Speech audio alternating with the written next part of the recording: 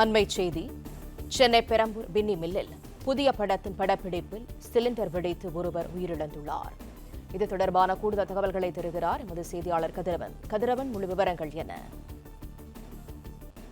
இயக்குனரும் நடிகருமான எஸ்.ஜே. சூர்யா இயக்கி நடிக்கும் படத்துக்கு கில்லர் என்று பெயரிடப்பட்டிருக்கிறது.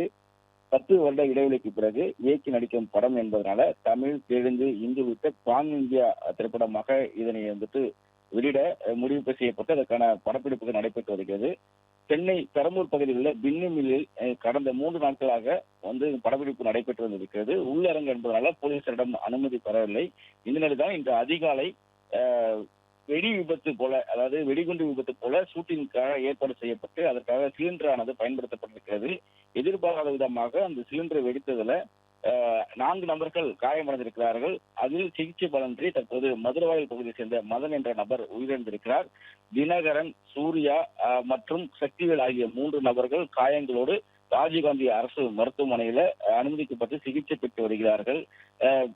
அதாவது பாம் பிளாஸ்ட் செய்வது போல படப்பிடிப்புக்காக இந்த ஏற்பாடுகள் செய்யப்பட்டதாகவும், கேஸ் நிரப்பும் பணியில் ஈடுபட்டிருந்த மதன் என்பவர் அந்த சிலிண்டர் விபத்துல உயிரிழந்ததாகவும், மற்ற 3 காயங்களோடு அனுமதிக்கப்பட்டிருப்பதாகவும் காவல்துறை தரப்புல தெரிவிக்கப்பட்டிருக்கிறது. தற்போது காவல்துறையினர் விசாரணைகளை மேற்கொண்டு வருகிறார்கள். இன்று அதிகாலை 5:30 மணி அளவில் இந்த விபத்தானது நடைபெற்றிருக்கிறது.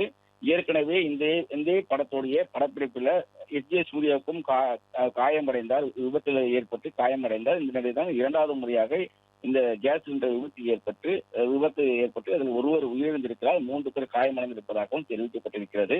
அதிகாலை 5:30 மணி அளவில் இந்த விபத்தானது நடைபெற்றிருப்பதாகவும், பாம் பிளாஸ்ட் போன்ற ஷூட்டிங்காக ஏற்பாடு செய்யப்பட்ட நிலையில் அந்த கேஸ் சிலிண்டர் எதிர்பாராத விதமாக வெடித்து இந்த விபத்து மதன் என்ற நபர் உயிரிழந்திருப்பதாகவும் தெரிவிக்கப்பட்டிருக்கிறது.